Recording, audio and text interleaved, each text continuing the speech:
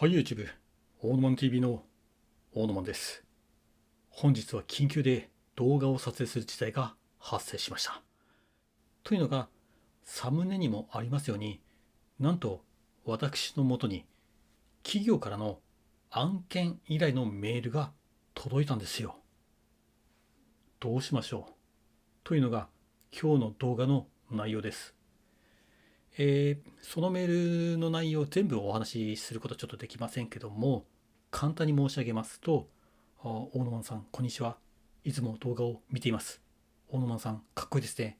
よかったら我が社の商品を動画内で紹介してもらえませんでしょうか。報酬払います。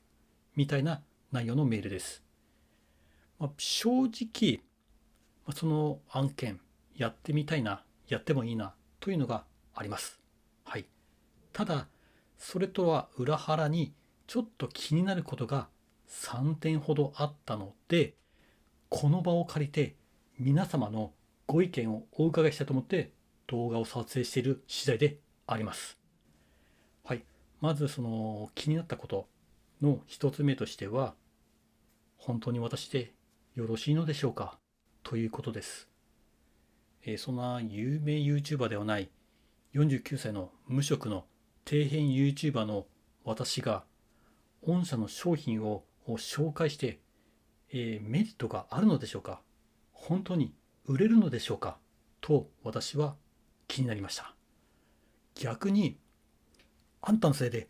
我が社のブランドイメージが大きく損なわれた、訴えてやるってなったらならないかなと気になって、むしろ気になってしまいました。これが気になったことの一つ目です。続きまして気になったことの2つ目としては、今回届いたメールというのは本当にその企業の従業員による本物のメールなのかなということです。全く関係ない第三者の、悪意のある第三者がそのいたずら目的に大沼をいたずらしてやろうとしてメールを送ってきてないかなと心配になりました。一応そのメールの中にその会社の URL が貼ってあって、でそれをクリックするとちゃんとその企業のホームページに飛びます飛びます。でその企業のホームページはちゃんとしてます。ただそのメール自体はそんな誰でも打てますし、リンクだってコピペすれば貼れるんで、そのメールが本物かどうかがわからない、気になるということです。でその会社というのが、ホームページ見ると、所在地が東京なんですよ。はい。もし私と一緒の札幌市内だったら、私がその札幌市内のその会社に行くなり、札幌市内のどっか米田コーヒーで会うなりして、はじめまして、大野マンと申します。お名刺頂戴いたします。よろしくお願いいたします。みたいな感じで、顔合わせとか、打ち合わせとかできるんですけども、東京なんですよ。だから確認できない。もしこの動画をご覧で東京にお住まいの方がいらっしゃいましたら、ちょっとその会社行って確認してもらえませんかと本当に思ってしまうくらいです。でその会社に行って、すいません、誰々さんいらっしゃいますか、オーノマンという YouTuber の案件の件でお伺いいたしましたって言った時に、すいません、誰々というものは我が社には存在というか在籍しておりませんが、どういったご用件でしょうか。大野マン、そんな底辺 YouTuber はちょっと存じ上げておりませんが、となったら、騙された、いたずらだって判断できるじゃないですか。逆に、私は誰々です。はい、今度度、大野マンさんに企業案件のメールをお送りさせていただきました。どうぞよろしくお願いいたします。となったら、本物だと判断できるんですけども、このメールだけではそれが判断できかねてしまいます。一応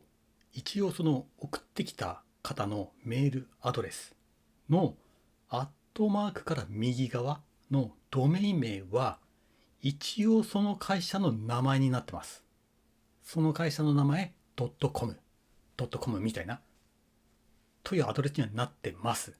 なので本物っぽいけどどうなんだろうということが気になりました。そして、3つ目としては、もしこの企業案件の依頼をお受けしていただけるのであれば、商品サンプルを送りますと記載されてました。となると、送り先となると、私の住所を企業様に教えなければならない。私の身バレがしてしまうということになります。大野湾の下の名前って大野太郎って言うんだ。プププププとなったりしないか。もしくは私の住所がそのネットにさらけ出して、大野湾の住所判明、ここに住んでます。みんなでいたずらしましょう。みたいにならないかというのが心配事の3つ目であります。というのが、皆さんご存知かどうかちょっと分かりませんけども、清田さんという、私と同じ YouTuber の方が車にいたずらされたというとてもいたたまれる事態が発生しました。ちょっとこちらにリンクが貼っときますので、もしよかったらご覧ください。というのがあって、その住所を外部にさらすことによって私に何らかの被害が及ばないかというのが理由の3つ目でございます。で、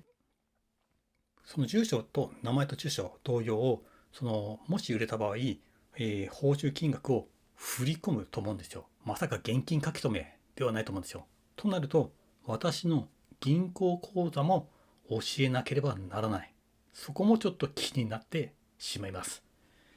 もしこれがその YouTube の事務所に所属している方だったら、仕事の依頼は事務所に行って、事務所から各 YouTuber に降りてくるという形式になると思うんですけども、当然そうなったら事務所に報酬金額の半分折半みたいな感じで抜き取られてしまいます。ただ見バレがしないという安全なことは間違いありません。ところが私は、今のところ YouTube 事務所には全く入ってないフリーの底辺 YouTuber なので、その企業様とのやり取りをどのようにしたらいいのかなと思っております。で、そのググったりとか YouTube で企業案件に関してちょっと調べたんですけども、なんかいい回答がない。企業案件とはこういうふうに流れで受けましょうみたいなことは書いてるんですけど、言ってる人はいるんですけども、じゃあそのサンプル商品をどこに送ってくださいとか、振り込みは通してくださいとか、そこら辺を話している人ってなかなかというかほぼいないんですよ。なので、本日ちょっと皆様から何かご意見をいただけたらなと思っております。もしくは実際に企業案件を受けたことのある YouTuber の方がいたら、コメント欄で教えていただけたら幸いでございます。と思って、今日は動画を撮影したということでございました。私としては私が企業案件の動画を作ったことによってバカ売れするかしないかもう分かりませんけども、少なからず1個とか売れてそれが収入として入ってきたらそれはそれで嬉しいことではあります。なのでやってみたいけどちょっと心配ですよというのが本日の動画でございました。どうぞ皆さんコメント欄に皆さんのご意見をお聞かせください。あとですね、先ほどご紹介しましたきよたんさんの件、こちらの動画だったんですけども、もしご覧になってない方がいらっしゃいましたらご覧ください。そしてきよたんさんの動画を見ることによって、広告収入がきよたんさんに入ります。そうすると車の修理代、もちろんその犯人が見つかれば犯人に払わせるんですけども、見つからなかった場合の修理代とか、車を買い替えるための費用になりますので、皆さんどんどん清田さんの動画をご覧くださいというのが、本日の動画の裏テーマでございます。はい、ということで、本日の動画は以上です。皆さんコメント欄にご意見お聞かせくださいということで、もしこんな無職の私に興味のある方はぜひ、チャンネルの登録をお願いいたします。それでは皆さん、バイバイ。